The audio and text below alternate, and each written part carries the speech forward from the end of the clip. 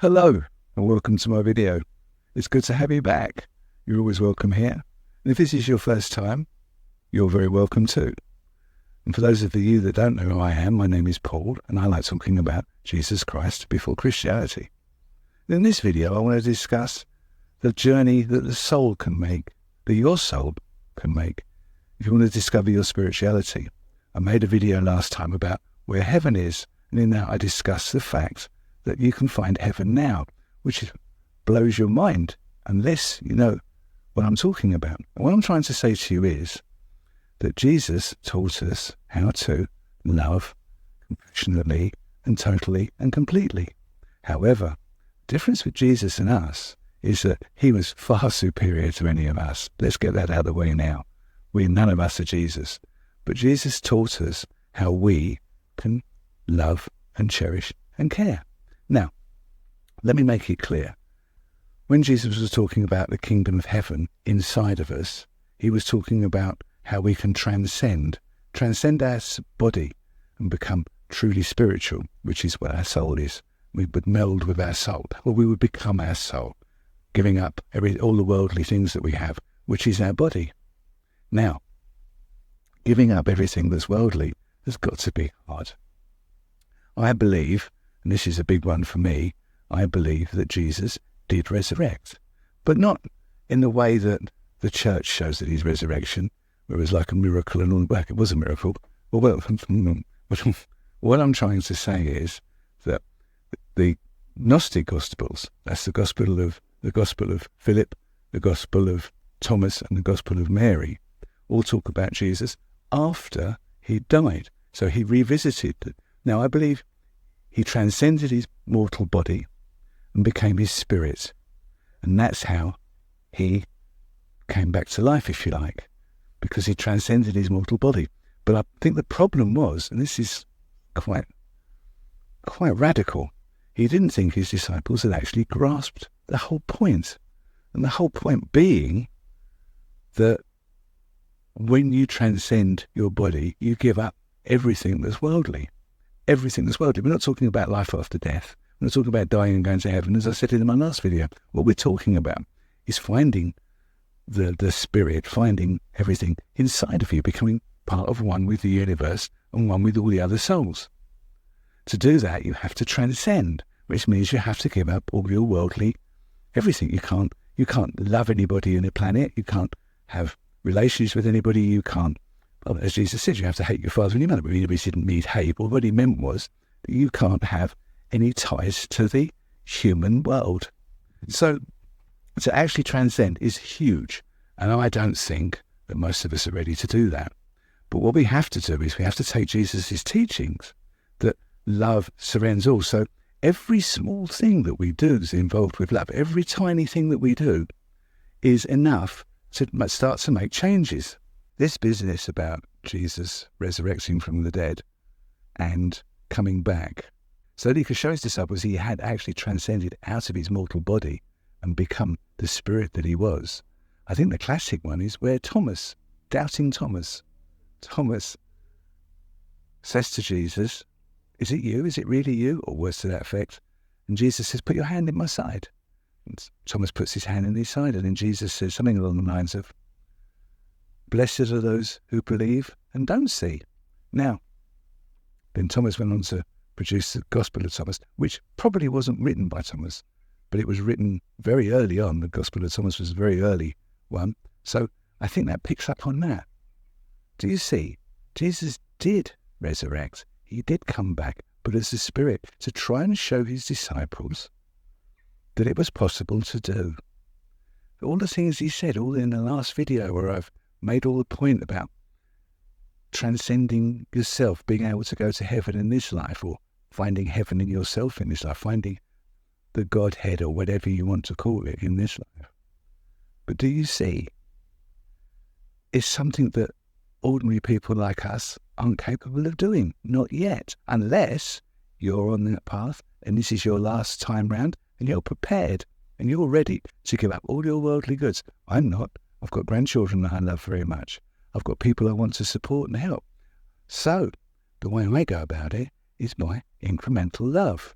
to love everybody, to love everybody's soul. Remember what I've been saying right back at the start. It doesn't matter if they're a serial killer. It doesn't matter if they're the most evil person you know. Love their soul. Their soul will then have a chance to reconnect with that mortal person. We must love the souls. I think basically that's where I'm coming from. So, what would it be like to transcend? So, have you ever seen the film The Matrix? Where Neo, we must remember that Neo was a loner. He was all on his own. He was working away on his computer like a real hacker, had nothing to do with the outside world. And he knew there was something wrong. And then they got in touch with him. And they said to him, "You're ready to move." So that's it. From my point of view, this is a film about finding your spiritual path. And they said to him, "It's time to go. It's time to move on." And they showed him how he could escape to get outside of the Matrix. Thomas? You seem particularly triggered right now. Can you tell me what happened? I've had dreams that weren't just dreams.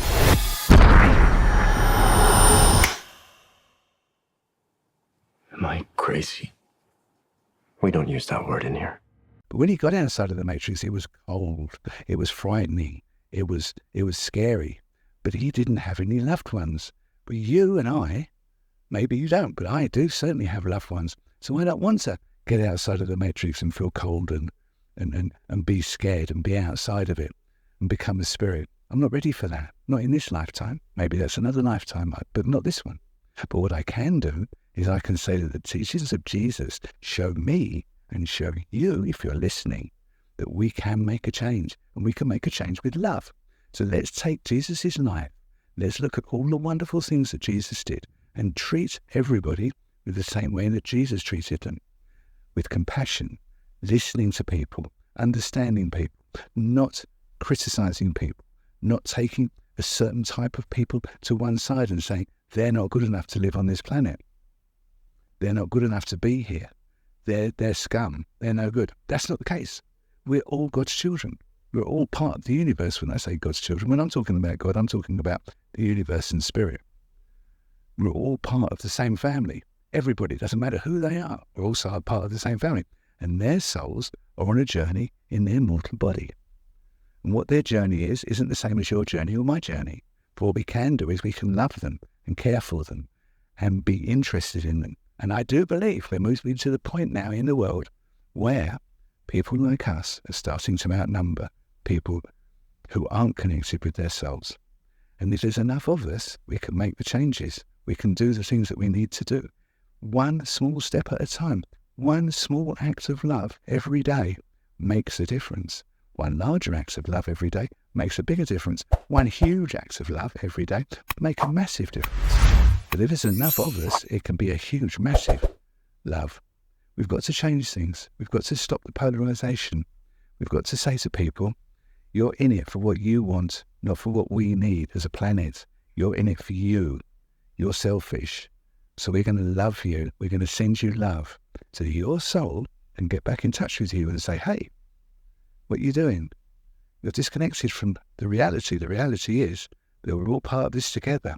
So you picking on people, you saying these people aren't good enough or those people aren't good enough is wrong because they're the same as us. We're all together in this. It's simple. Well, it's simple, isn't it? Is it simple? I think it's simple. I believe you think it's simple. You're still here with me on this journey. So I think the problem I've got is that people seem to think that what I'm saying is too simplistic. Just love everybody's soul, not the person. I understand that's very difficult to do when they're a nasty piece of work or whatever, but love their soul. And people say to me, that's so simplistic. But do you not think that the fact that it's so simplistic makes it wonderful? Don't you think that the simplicity of it makes it really almost wonderful? I'm trying to think of a better word than wonderful. Yeah, whatever.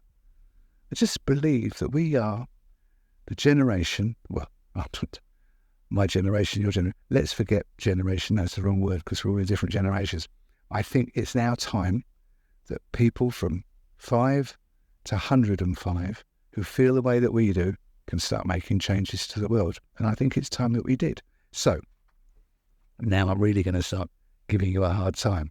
It's not something that you sit back on the couch and look at the ceiling and go, oh yes, I think I'm going to start searching my spiritual path. It's proactive. You have got to be proactive. You've got to start thinking in a positive way. No matter what happens in your life, you've got to turn it into a positive. You've got to look and you've got to think to yourself, what's the silver lining in this? How can I turn this into a positive? In fact, before I found this path, many times in my life, people have turned around to me and said, oh my God, you always find the positive in everything. But I've done that naturally because I've decided it. I decided years ago, if you want to be happy, be happy.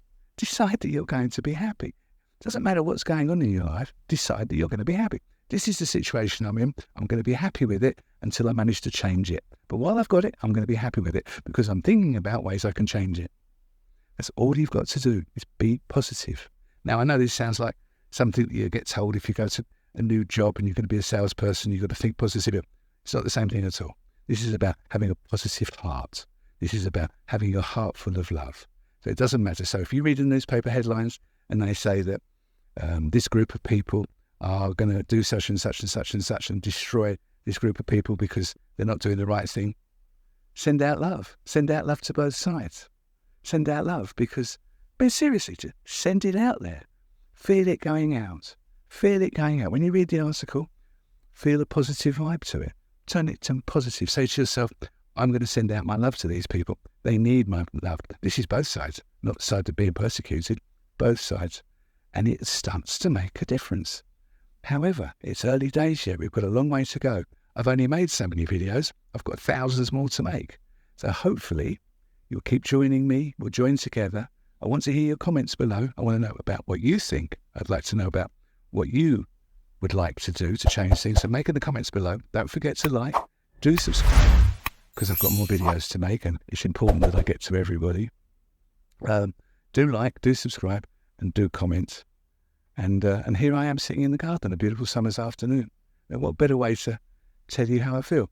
I'm trying a different camera. I'm probably not as good as the camera I've been using up till now because I'm sitting outside in the garden. However, I hope you enjoy it. It's been a pleasure having you here with me. And you're still here, so I know that you're on the journey too, and we'll all get there together in the end. Thank you for watching. Bye.